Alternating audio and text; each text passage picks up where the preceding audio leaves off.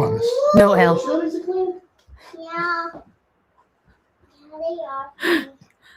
Mine's dead. Hello. Oh my. Yeah. Well then, let's I bet see. some people say, now they stopped doing that Sunday thing. Thought you up and died. Yep. Up and died. We didn't. We did not.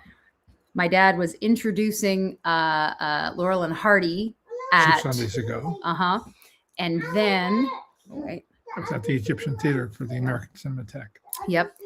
You're at the Egyptian. And then just to keep up with all the things. And then you were voting for LAFCA. Whole day, all So day you long. spent LA the Film day Critics Association. Voting Long, and working. Long day, but a good day. Hmm. We voted one battle after another. Which made you very Best happy. Picture made me very happy Made indeed. you very happy. All these things all at the same time, because that's how everything works, right? It all happens at the same time.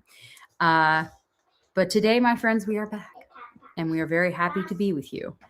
I'm just making sure we're working in all of the places we need to be working. We're happy to be back. Let's see. Getting some nice greetings from. Yes. Yeah, Nancy Myers has announced she has a new rom-com with Kieran Culkin. Oh, Gotta okay. love that.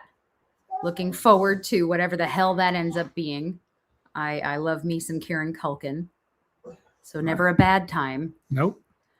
I think we're working on all the things so far. Oh, So good. go team. And then, of course, this week was a holiday in our household, as it was one Mr. Maltin's birthday.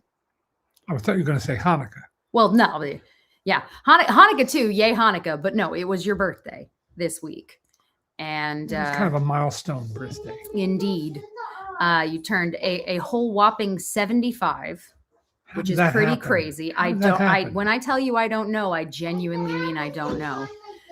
But you did it, and good job, you. And now I'm over that hump. Yes. I mean, we always talk about how people like to round up for dates. That, like Disney will be celebrating not literally, but Disney will celebrate its 100th when it's only at its 99th or something like that. So maybe we should just start celebrating your 85th and go, we're planning ahead. We're just planning ahead. It's fine. What are your feelings about the Oscars appearing on YouTube in the future? Well, here's the thing. What I will say about that. The only issue I had with the announcement was that they used the word content. And I did not want to read the Academy and the word content in the same sentence. That I feel like that doesn't belong there. You know what I mean? So that bugged me. Is it said, they will be home to the other content. That I don't like. Well, first off, it's not going to happen for another 4 years, 3 years, Yeah. 4 years. 2029. Who knows what Yeah. the ABC television network will be like, or if it's even going to be an ABC television Yeah, network absolutely. in 4 years or Yeah. 3 years, Or if TV will still exist, as we know it. or if we'll be on the planet at all.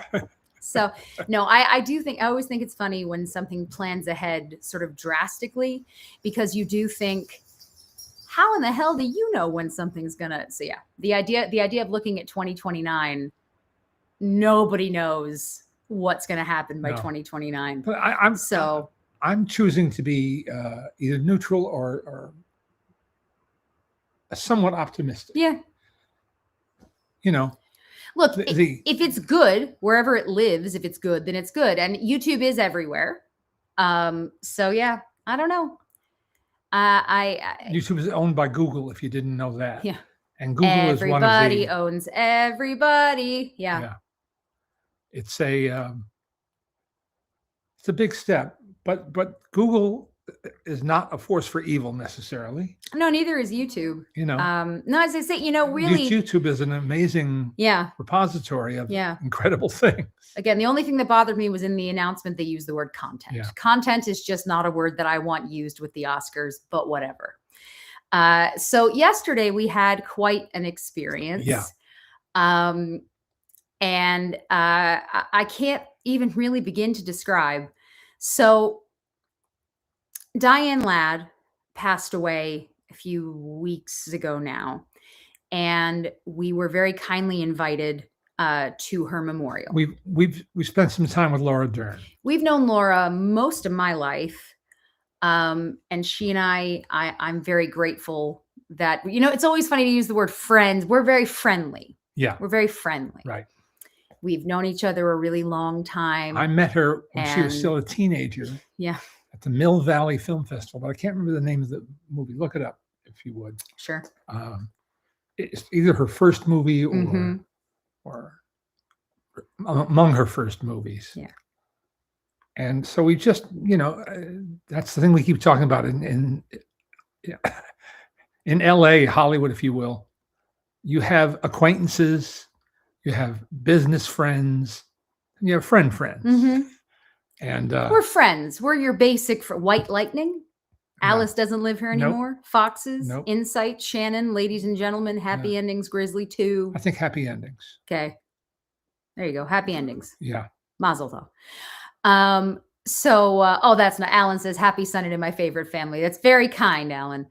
Anyway, we've known them a long time, and we even got to, at Maltin Fest, show Citizen Ruth. Yeah. And Laura was kind enough to come to the screening along with Alexander Payne, and co-wrote and directed that movie. they brought several other folks with them. So yes, I love Laura. She's really kind. She is, not only is she incredibly talented, but she's just a really, really lovely human being. And I'm grateful that we know her a bit. Yeah. Because she's the kind of person you want to know. I guess we were invited to a memorial For her mom, For her Diane mom. Ladd. at the First Congregational Church Yeah. in Los Angeles, which we'd We never been to. never been to, never knew of. I passed it, but I never knew what it was. The cathedral It's stunning. is incredible. It's stunning. It's very tall. Very tall. It's absolutely beautiful. But so where the funny comes in is that this is in Hollywood, and Diane, obviously, as an actress who worked for such a long time, knew Sure. everybody, and then Laura and her dad, Bruce Dern, as well. So I had a feeling we'd see familiar faces, but also realized that not really the best time to try and go up to someone and have a conversation is at a memorial. But so without name checking much, I will just tell you that the highlights for us, Lainey Kazan and Renee Taylor, were two of Diane Ladd's best friends, lifelong friends. Yeah. And they were both there, and they both spoke. And being in a room with those two women, pretty much one of the greatest experiences a person could have. And hearing their stories about each other, the fact that they'd been friends for such a long time and just adored each other, that was really, really special. And then Lainey sang, which was beautiful. And then the other one that got us is, as we were talking to folks when it was all over, behind us, Ben Mankiewicz was there. And I see Ben Mankiewicz is talking to someone, and I knock my dad and I go, "Is that Carol Burnett?" And my dad turns around and he goes, "Yeah." And I just said, I've never met Carol Burnett. I'm going to meet Carol Burnett. So I turned around and I said, "I'm so sorry to bother you. I'm so sorry, but I just have to tell you, you're amazing." And so we met her and her husband, and we got to speak to them for a minute. So that was really, really freaking cool. And you were sitting behind an actress. I was sitting behind an actress I love. And I kept joking with a friend of mine afterwards. I just wanted to lean forward and hug her, which would have been absolutely terrifying for her, but hilarious for me. Sarah Paulson. Yeah. It's an overwhelming room, I have to tell you.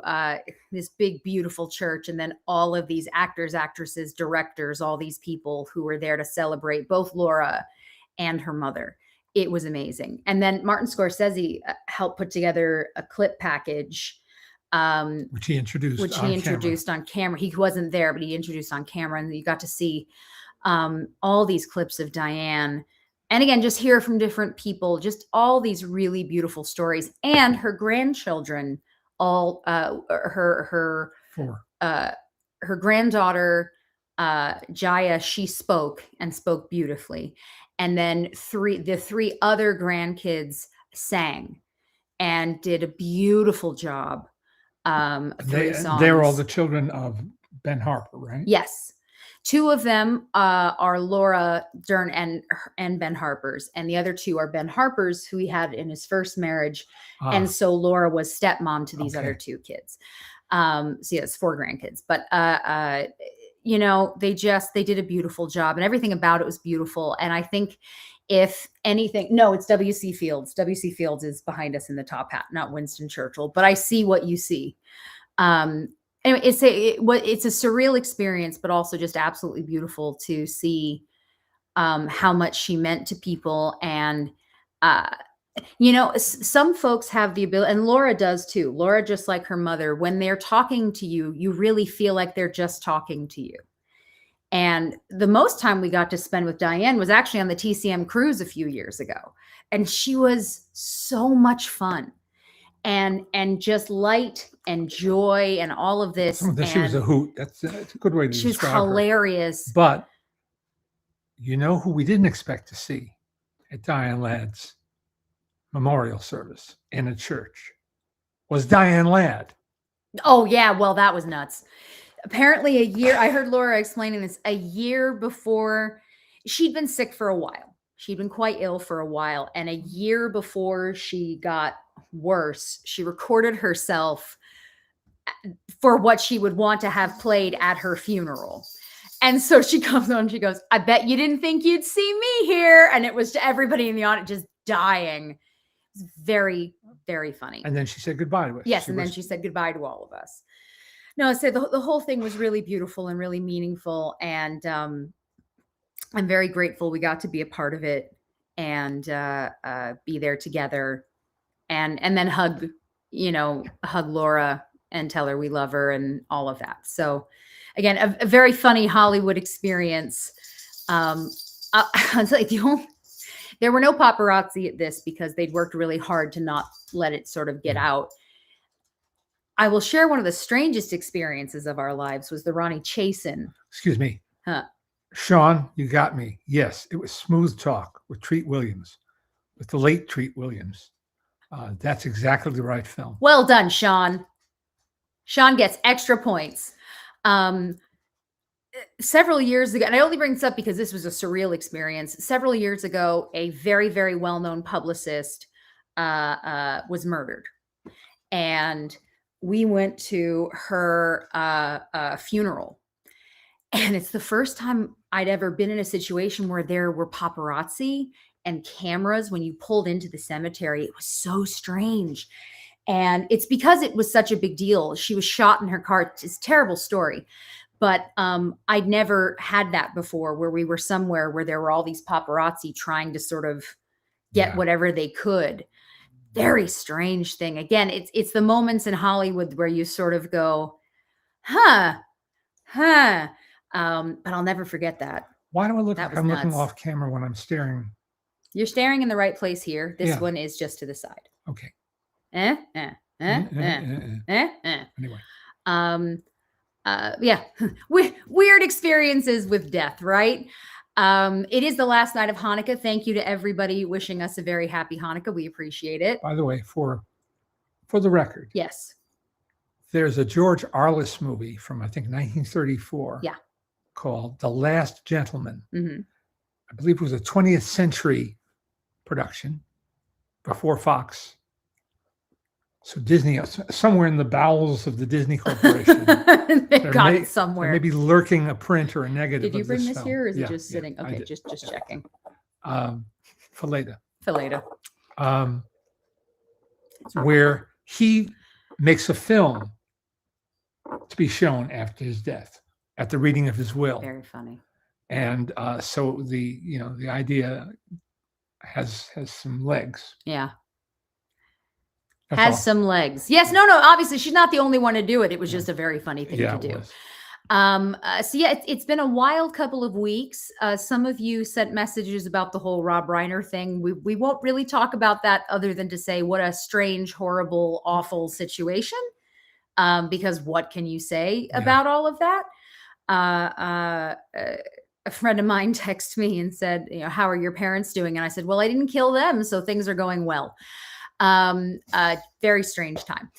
And then last Sunday, in getting ready to do all of this, we found out about what was going on at Bondi in Australia on the first night of Hanukkah.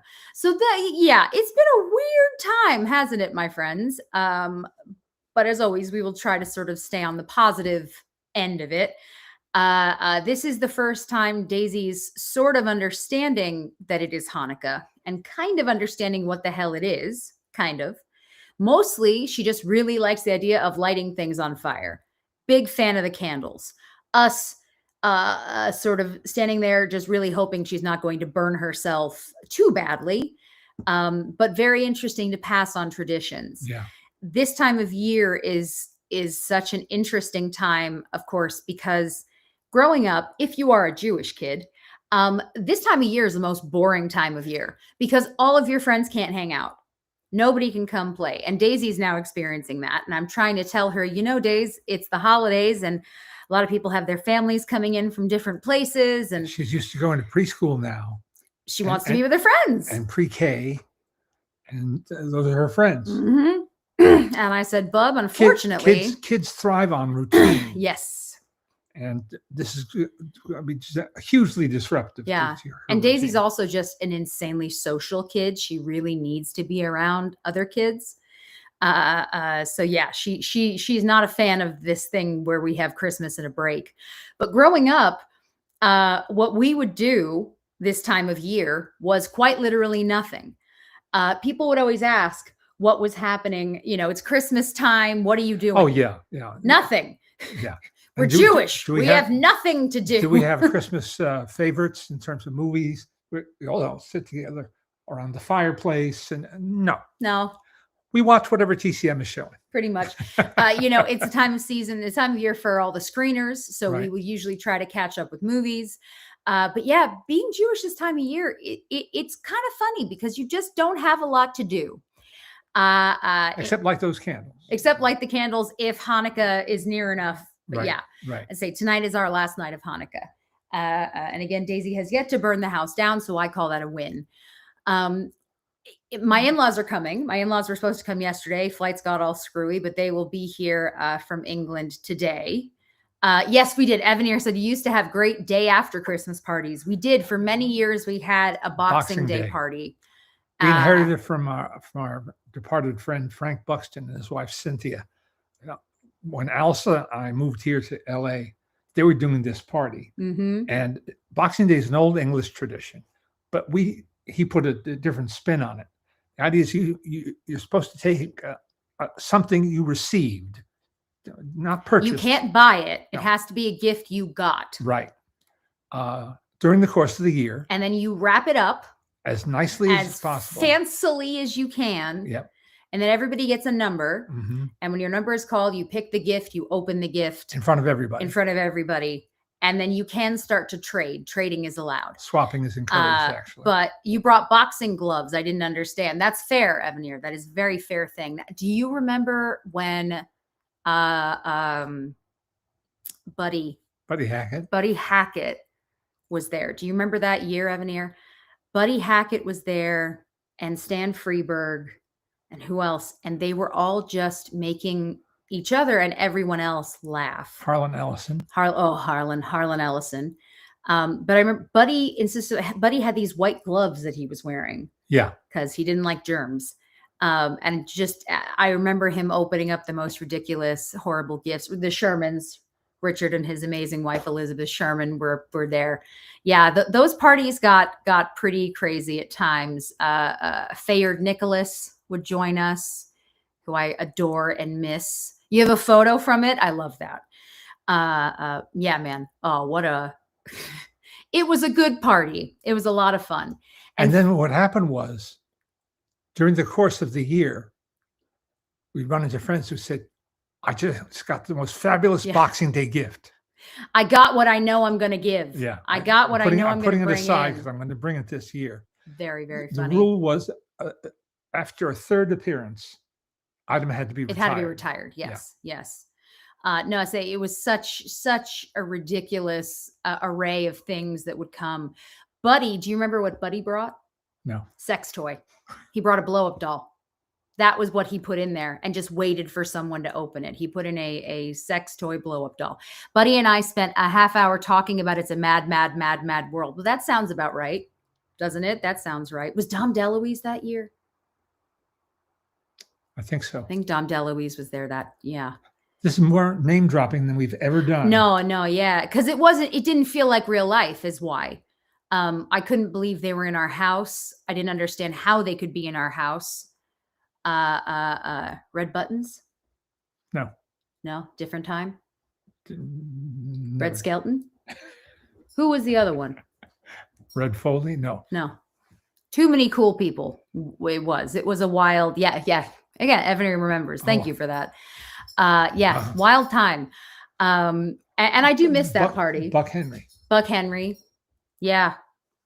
It's the memories. They're all in there somewhere.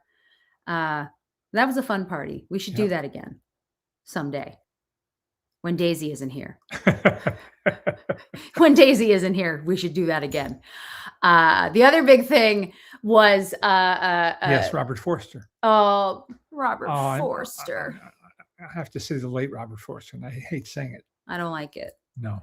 Robert Forster. I know people called him Bob. He was the prince of the I guy. couldn't call him Bob because he just was right. Yeah, Will Ryan. Of course, Will Ryan. Robert Forster was that's a gentleman among gentlemen. He was just an angel of a human being. I loved him so much. And he was just I mention him often in every way. when Chuck I'm talking to McCann. people. Sure. I mention him often when I'm talking to people because he careers. My wife, we're all movie lovers, and we're intrigued by the trajectory of careers. Robert Forster got a great start. He was the lead in a film called Medium Cool, 1968, or maybe 69, because it takes place in 1968, which was filmed by Haskell Wexler, the great cinematographer. He directed this film, which was about a guy who finds himself at the Chicago Democratic National Convention, 1968, where riots broke out. And it was a hell of a debut. And it got him a part in John Huston's movie Reflections in a Golden Eye with Marlon Brando and Elizabeth Taylor. What a way to launch a career. And then he got a couple of years later, he got a TV series that didn't quite last one season. I think it was called Bannon. And then his career just screeched to a halt, a dead stop. And he used to have lunch at Hugo's with some other occasionally out of work actor friends. And he never became bitter. He had years of unemployment. The expression, he couldn't get arrested. Banyan, not Banyan. Thank you, Mark. He couldn't get arrested. He signed up with a booking agency that sent him to luncheons where he gave like luncheon speeches about the power of positive thinking. Yeah. And he was its best exponent. Yeah. Because he never turned negative. Yeah. Unbelievable. It was just not his way. He was amazing. Victoria's saying Forster really only got his due after he passed. So I really dislike Reflections in a Golden Eye. That's an odd movie. Yeah. It was just the caliber of people he was working with, John Huston and those stars. But the man who rescued him was Quentin Tarantino, who wrote Jackie Brown and said, I want this guy to star. And he was working with the beloved Weinstein brothers. Womp, womp. Yes. And Robert De Niro really wanted that part. He said, I want De Niro in the movie, but I wrote that part for Robert Forster. And he stuck to his guns. He stuck to his, and after that film came out, Oscar nomination followed, and he never had another week of unemployment in his life. No. But he also, again, but he never changed his tune. He didn't, even when the success came back, he was the same person. And again, just kind and generous to a fault. We loved him. That was the way that we found out he'd passed. We were at a screening. Do you remember? Yeah. We were at a screening of the Taika Waititi movie. Rabbit. Yeah. The rabbit one. And we came out and turned on the phone, and I had a text from a friend saying Robert Forster passed away. And I said, no, it's not. No, that's not possible. No. And then waited a second and saw that he had, and was so upset. Yeah. And then went and said to my parents, told them. And Taika's another, we know Taika Waititi a little bit. Again, not like a friend, but we know him a bit. And I started to cry, and he said, yeah, Jojo Rabbit. And he came over to me, he said, are you okay? I said, Robert Forster died. And then we were all just really depressed and sad about it because he was amazing. So yeah, yet another strange but amusing experience. They're saying, who is Red Buttons? Red Buttons was a delight. He was a delight. Aaron Schwartz, something like that. That's it. That was his name. He took the stage name Red Buttons, and he became famous. He won an Oscar for a film. It's all right. Getting stuck. Tongue trouble. Yep. He won an Oscar for a film called Sayonara, which you can't show anymore because it's so politically incorrect. But he started as a comedian in burlesque, not vaudeville, but burlesque, where he worked with the great Sidney Fields of Abbott and Costello show fame. And then he was discovered, air quotes, discovered and launched as a TV star with his own show in the early 50s. And that propelled him into the mainstream. Yeah. Kevin says Red Buttons never got a dinner. If you knew how much we use that joke, Kevin, it is consistently one that comes up in this household. Strange things. Yeah, how did you get to know? How did we end up getting to know him? Do you remember how? Norby Walters, I think. Yeah. I think. Remember, mommy picked him up for something, and I was in the car with him. Yeah, well, that was the Palm Springs Film Festival. There you go. Anyhow, another one, a delight, just a lovely man. Some of you guys are asking about some of the new movies. Oh well, new movies. Did you see Secret Agent yet? Yeah. Yeah. No. Yeah, we did last weekend. I really liked it. There you go. It's a very dense film. Mm-hmm. It requires complete attention, and I think it's very, very good. And I'm familiar with Wagner Moura, the leading man, but it's really good. The foreign language film, it's on the short list, and it's on some people's 10 best film list. Not in the English language, right? Is foreign film. Sentimental Value by Joachim Trier,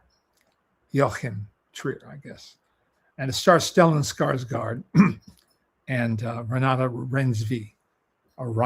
How many names can we come up with? Yeah. It's a really good movie. Yes, Arthur. Really sorry, good. Arthur says Red Button's memorable performance in ER. Yes, he was so good on that show. You're right. But yeah, it's so a sentimental value, awfully good. Yeah. Now the big opening this weekend is Avatar: Fire and Ash. As soon as we're done with this, I will be going to post my dad's review that he wrote, and I'm just going to read you the beginning because it made me laugh. Any filmmaker who asks a moviegoer to sit still for more than 3 hours had better have a really good reason. James Cameron does not. That's all I'm going to read to you so far. The rest you can see on the website. But man, not a happy Leonard. Not a happy Leonard. No sirree, Bob. My mom really hated it. I think you disliked it and mommy hated it. It's an afternoon I'll never recover. Yeah, you'll never get that back. Yeah. You will never get that back. And I'm sorry for that. I'm sorry you'll never get the time back that you lost watching that horrific film. I'm trying to think what, again, it's the time of year where you guys are watching so much. It's hard to keep up with everything that's happening. I know you finished Ken Burns' Oh. series and absolutely loved it The and reached out to Ken to tell him the so. final installment of Ken Burns, The American Revolution, Yeah. is like must viewing. Not only because it has so much information that I didn't know, that I think a lot of Americans don't know and ought to know. The Declaration of Independence was not the end of, or even the climax of the revolution. It was the beginning of the revolution. So people think, July 4th, 1776, we declared our independence. And then there was a war that lasted for years. And amazing. I can't sum up Yeah. in words. Yeah. It's interesting things to watch, right? Somebody over here is talking about Zootopia 2. You showed that as your last film of the semester in class. And Jason Bateman came down and Jennifer Goodwin, the two filmmakers, and you really liked it. I enjoyed it. My class of 20-somethings, 300 some 20-somethings, roared. They just cheered that film loudly and without hesitation. Isn't that nice? And it's a film that the opening segments are so fast, the gags are so fast that you're not going to get more than a fraction of them. You can't take it all in. It makes Tex Avery look staid and static. Yeah. But then it dares to go dramatic at the climactic scene, and you feel like you're with them. I told the two directors, writer, co-directors. Yeah. I told them I forgot I was watching an animated cartoon. It's the highest compliment I could pay. Yeah.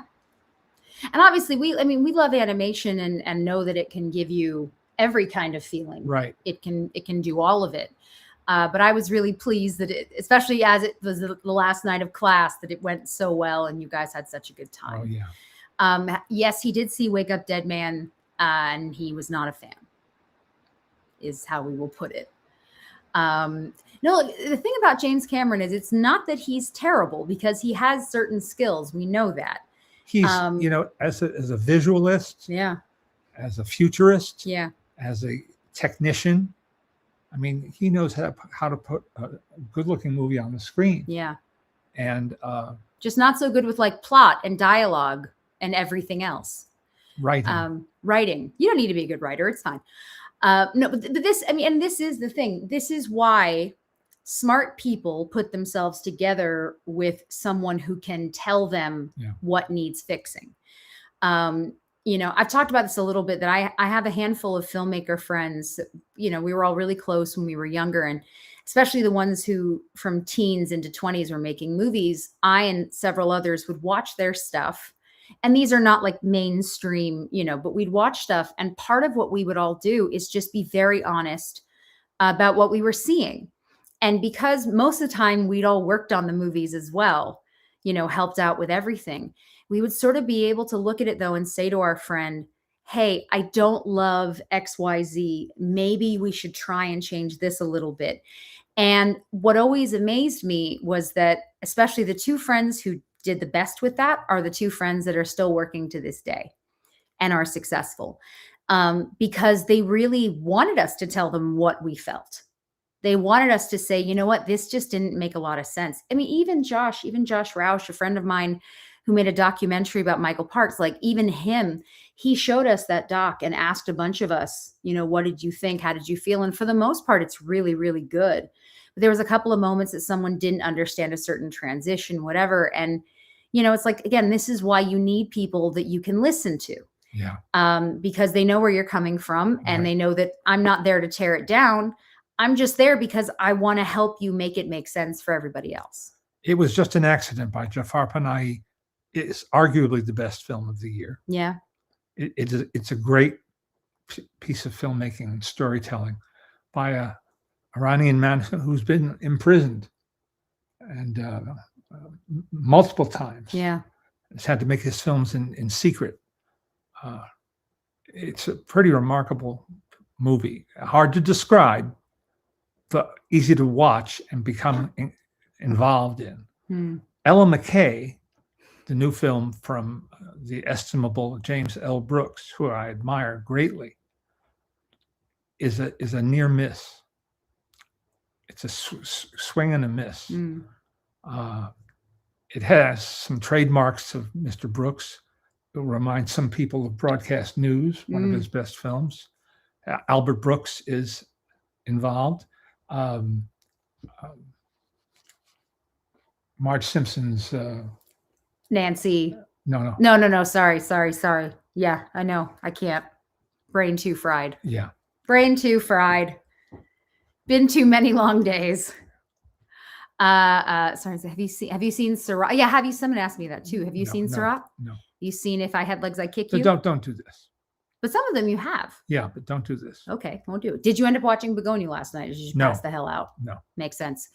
So Ricky's saying he just watched Stand By Me for the first time. Well, look, Julie Kavner, thank you. Thank you. The thing about Rob Reiner's movies, and it's been really interesting reading what his friends and his family, have talked about. And there's the one bit that multiple friends, like the statement that multiple friends got together to create, and they talked about how they felt that Rob had a unique career, sort of unlike anyone else's, because the movies he made were so drastically different. And it is absolutely something you can look at and say, wow, that is cutting a wide swath, really, really different kinds of movies, but also has made a handful of movies that for a lot of people are their favorite movies. Yeah. So it's the kind of thing where there are people who feel like this is Spinal Tap is the greatest movie ever made, and they're obsessed with it. They love it so much.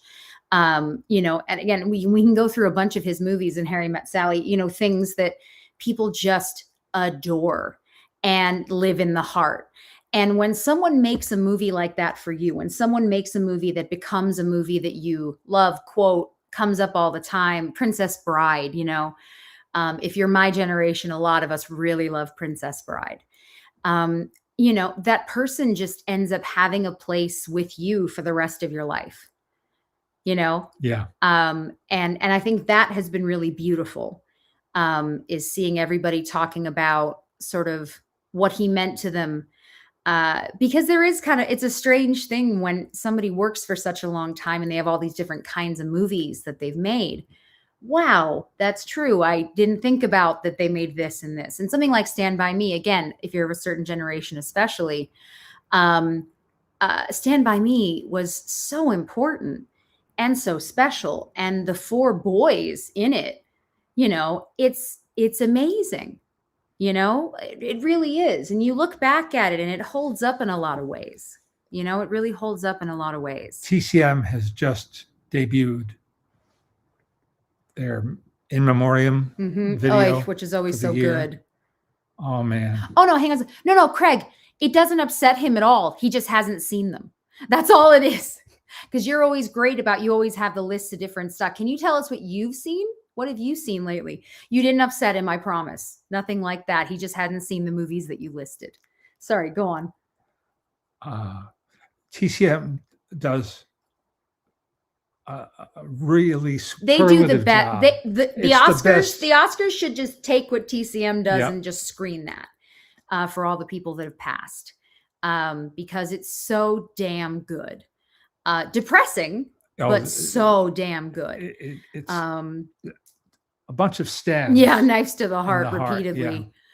But no, oh God, so many things. Yeah, until I had heard about Rob Reiner's passing, I was so confused because I was familiar with Carl Reiner from the Dick Van Dyke Show, but not familiar with the name Rob Reiner. Sure. Well, that's the thing is, when you come from a family like that, and your dad is, you know, phenomenal, and someone just, you know, that knocks your socks off, it would be enough if that's all that person was. If all Rob Reiner was Carl Reiner's son, that would be a lot. But then he had his own career on screen. A lot of people have posted the clip from First Wives Club with Goldie Hawn. Yeah. He's the doctor who won't give her more Botox, and it's a hilarious scene, and he's great in it. And I love that. I love that. Yeah, no, Victoria, don't touch it. We're saying don't even have to rework it. Just borrow it. No, ask TCM's permission. Do whatever you have to do. Don't touch it. Just play it, because they do a perfect job. A perfect job. No, Gene Wilder never came to our house for a party. I wish he did. I think one of the greatest surprises I ever had was coming downstairs in our house, and Patty Andrews was there, of the Andrews sisters. And my dad tells me who she is, and I just kind of went, I love the Andrews sisters. I was raised on the Andrews sisters. So the fact that she was in my home blew me away. Absolutely blew me away. Some Blu-rays that have come. Yes, 'tis the season of stuff. So many things coming in the mail. Year 3, 1929. Year 3 of Laurel and Hardy restored. Mm-hmm. Magnificent. Wonderful. Oh, yes. Craig saying, don't forget Rob Reiner in Primary Colors. I love the movie Primary Colors. I love that movie. My favorite is that they all have different Hail to the Chief songs. That's I forget if it's the Jack Lemmon or whose it is. It goes, Hail to the Chief. If you don't, I'll have to kill you. I am the chief, so you better watch your back, you bastards. That's probably my favorite one. So this guy. Just such a pleasure.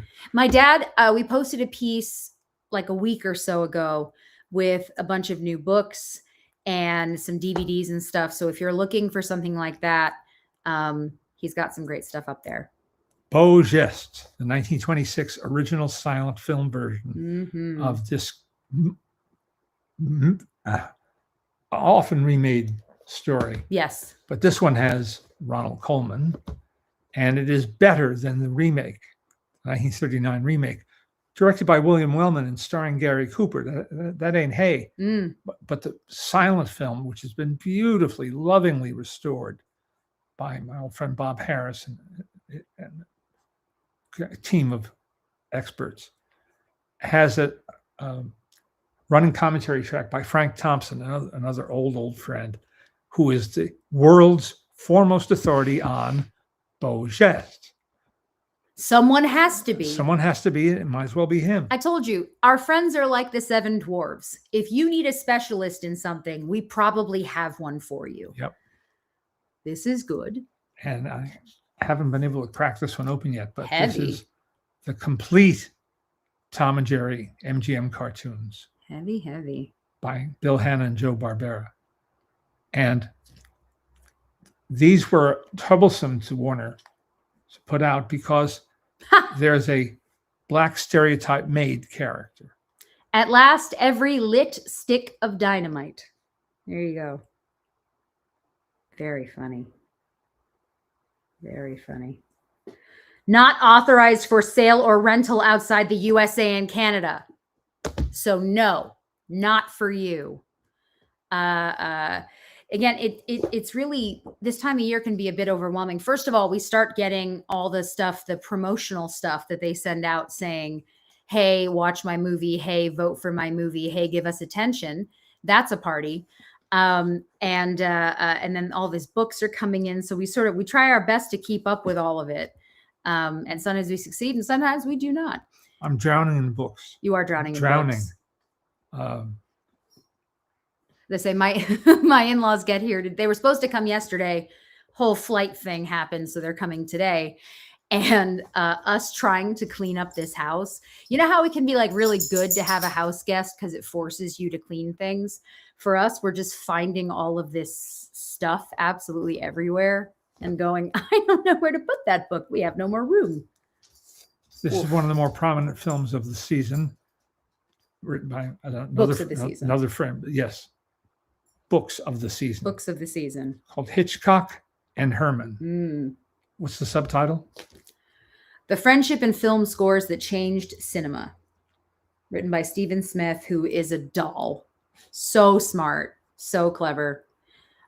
No, Victoria, it was oddly enough, when you fly. So my husband's family is from Manchester, and I don't know why, but the flights from Manchester to anywhere are always delayed, like without fail. Someone decided that would be really funny, so they missed their connecting flight, and now they have to go through Heathrow, which will be a joy.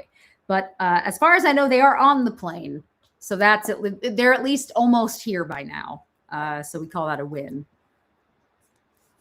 I haven't had time to read this yet, but I'm really looking forward to it. 3 completed screenplays by Preston Sturges that were never filmed from 3 different phases of his career. That's a great shot. It's a wonderful shot. Great cover. This is all courtesy of his son, Tom Sturges.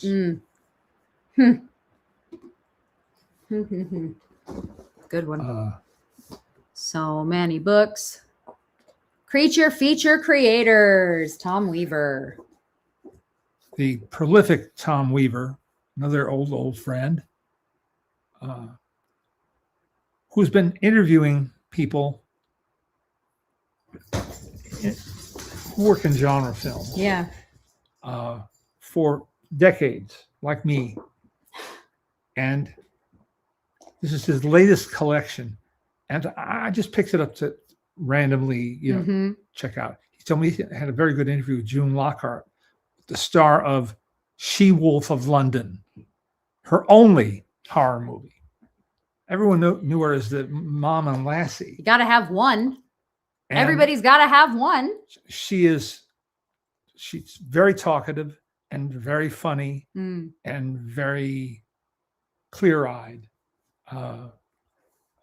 Loretta Young famously had a swear jar on her sets where anytime somebody would curse, they put $1 in.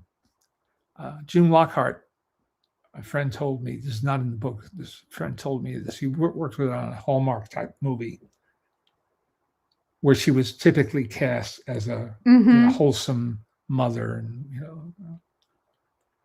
at the end of the shoot day, they'd all gather, the core crew and cast would gather in the lobby of the hotel where they are staying on location. And they would get into a huddle and June would swear for like a minute. And then to get it out? To get it all out. To get it all out? Yeah, They're very funny. yeah. Very funny. Yes, someone else is asking about Jay Kelly, if you like Jay Kelly. He did. I did like Jay Kelly. He did like Jay Kelly. I especially liked Adam Sandler. Yes. Gives a wonderful performance. I mean, it's not a stunt. It's a performance. And it's very moving. And he was there yesterday, and I got to talk to him for a little bit. And I have to tell you, it's surreal. Anytime you've been a fan. Well, that's the thing. Anytime you meet anybody, I'm telling you, people always say, who's the most famous person you met? They love to ask that kind of a question. And I always go, it doesn't really work like that. It's who is most important to you. That's the thing. It's who's most important to you. So for me, because I have watched Adam Sandler for most of my life at this point, and then him coming out, as silly as it may sound for some, but coming out with a Hanukkah song and stuff like that, and then making all these movies that I did love. I met him for the first time when he was making the rounds for Uncut Gems and about lost my shit. I was so excited. And then yesterday he was there with his wife, Jackie, who is so sweet. She's so, so sweet.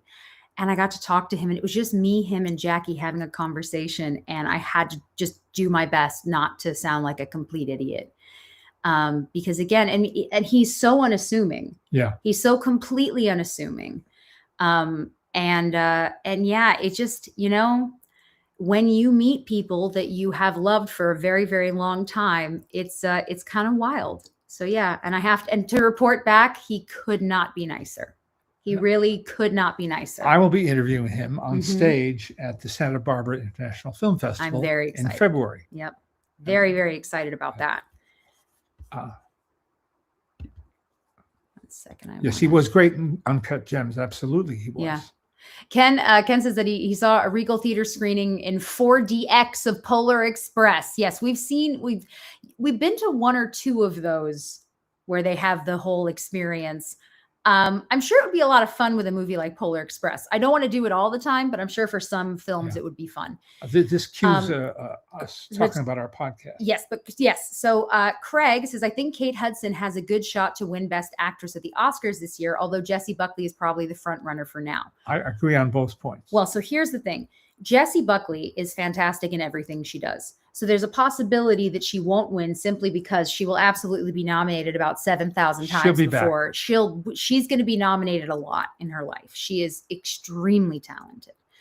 I did not get to see Song Sung Blue. My parents got to see it early because my dad was voting for AFI. I And fell in love with this movie. yep. It's a movie of big emotions. Yeah. And goes places you don't expect it to, because no one wants to reveal the real what happened. And this is based on a real story and on a documentary that was made. right.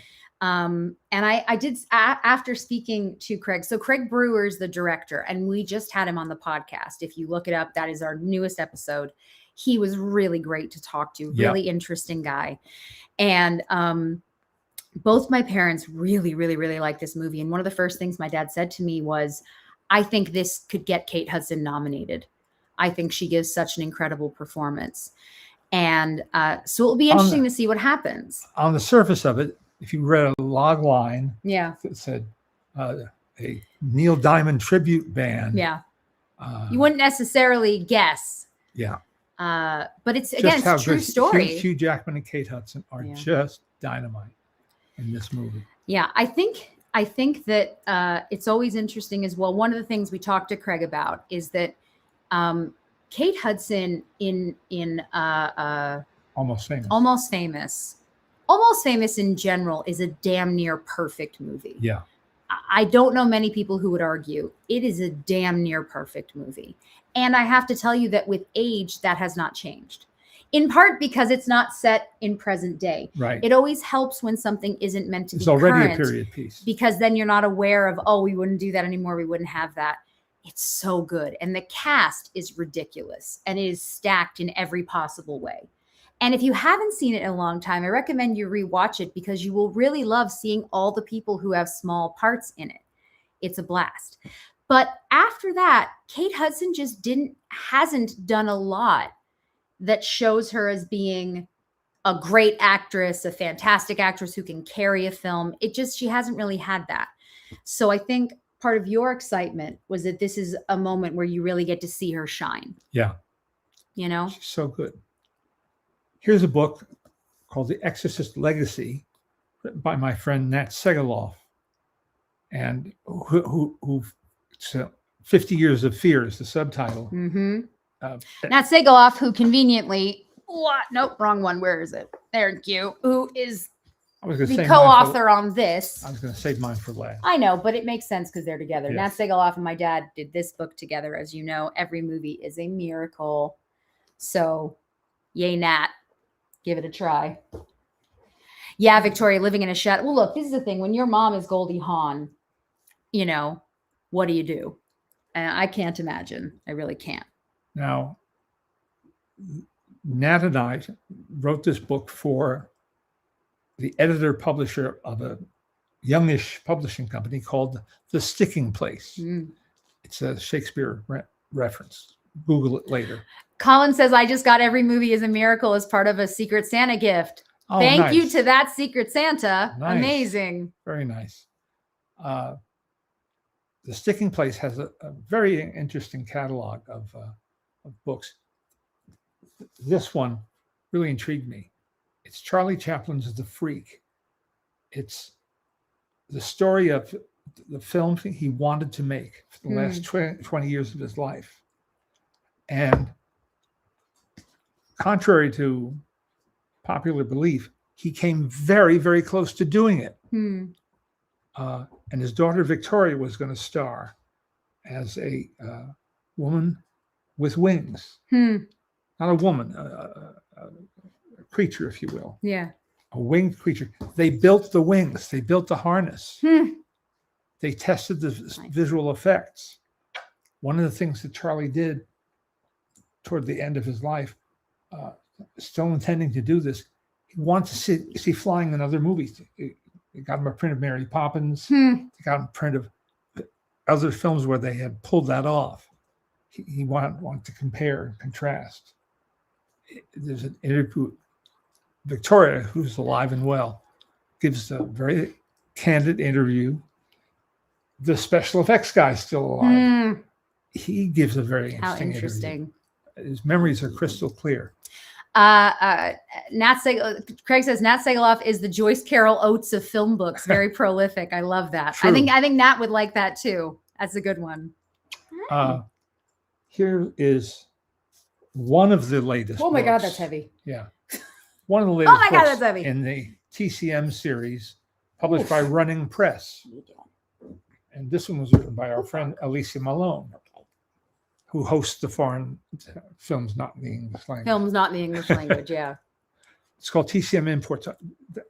Got short shrift. Give it- It's just really heavy is all. Okay. It's just really heavy. Now it's published by Running Press. Mm-hmm. Logan, come here, Logan. Come here, Logan. Come here. And next year, early in the year, in the first quarter of the year, Mm-hmm. we'll be able to show you Our book. our book for Running Press, Mm. which is called Family Film Night Menus. Family movie night menus. Family Movie Night Menus. He'll learn it eventually. Family movie night menus. You can even pre-order it on Amazon. You could. You even could. Justin Chang, in a negative review of Avatar Fire and Ash, called it Ordi Navi people.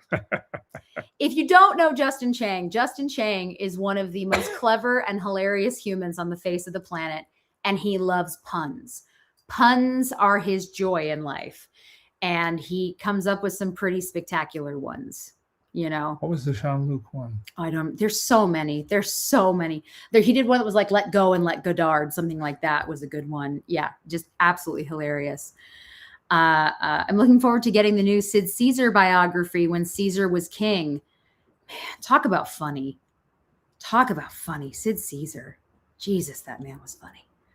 And I do find it interesting as we talk about changing in careers, right? How interesting that a lot of people only know him from Grease. Again, Well, yes. depending on the age you are, Yes. some folks only know him as the coach in Grease, which is sad, but interesting. Let me pull up. We asked you guys what's the best thing that you saw this year. And we got an array of answers, as we tend to. Let's see. 1 second. Aside from Grampy's Christmas, Christmas comes but once a year. And Laurel and Hardy Babes in Toyland. That's the best A thing. traditionalist. Yep. Okay. Rental Family. Matthew says Rental Family. Very likable film.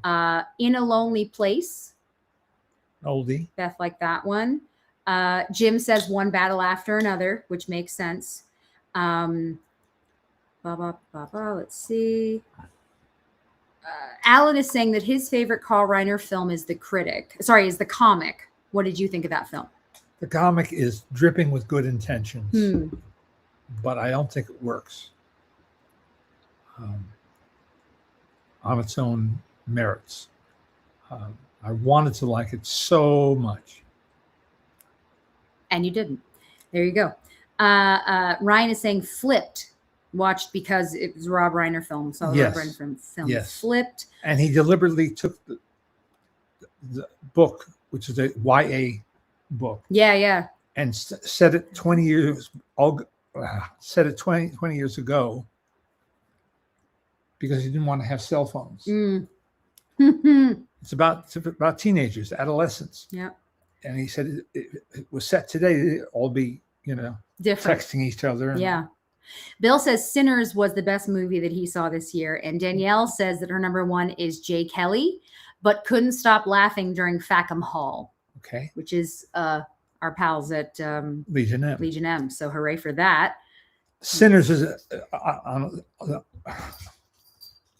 I'm getting really tongue-tied today.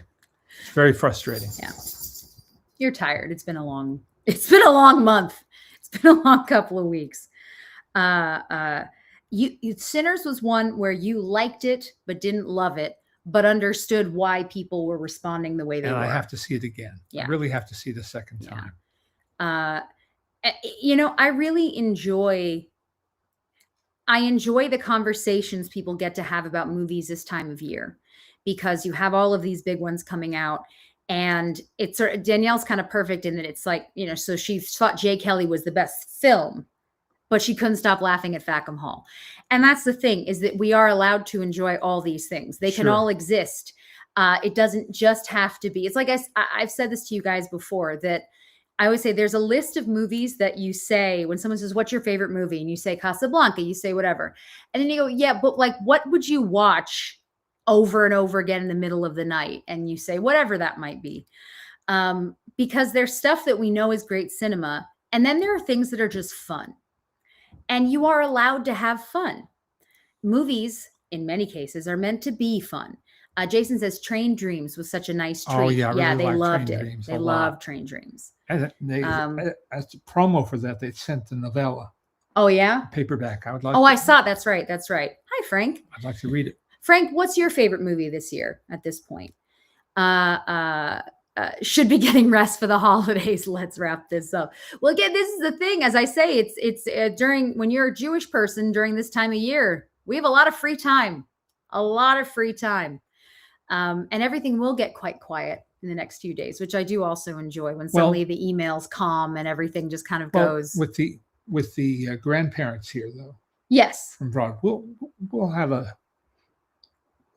have any trouble filling our day. Oh, no, I'm not concerned. It's just a different, people are stressed this time of year. And I'm sorry for them that they are stressed, because you shouldn't be stressed. It's all going to be fine. Whatever it is, it's going to be fine. If you hate a family member that's coming, it's going to be fine. Don't worry about it. If you are worried, I will tell you something that we do gift-wise in our family. We only buy each other gifts we actually think the person will want. What does that mean? It means that if I see something that I think my dad will like, I buy it for him regardless of the time of year, and I give it to him then. So sometimes on a birthday or Hanukkah, whatever it is, I don't have a gift. I know, Victoria, I'm just teasing you. We don't always have a gift because we don't need stuff. Everybody has stuff, right? We all have stuff. No, Nicole, when I was at the store and I saw that sushi kit for Charlie, we're not waiting for a birthday. We give it to Charlie because he's the best and he deserves it. So I do recommend it to others. Don't just buy gifts because you feel like you have to. It's okay to just give people presents whenever the hell you want, as opposed to sort of just going, well, it's Christmas, so I got you this. Speaking of this, and it's what we'll end with, A24 always sends at Christmas this whole big thing. A box full of promotional stuff for their movies. Tchotchkes. And they had like 20 or 30 Marty Supreme ping pong balls in there. And my daughter, my 4-year-old, thought that was just about the most entertaining thing in the world and proceeded to spread ping pong balls everywhere. Everywhere.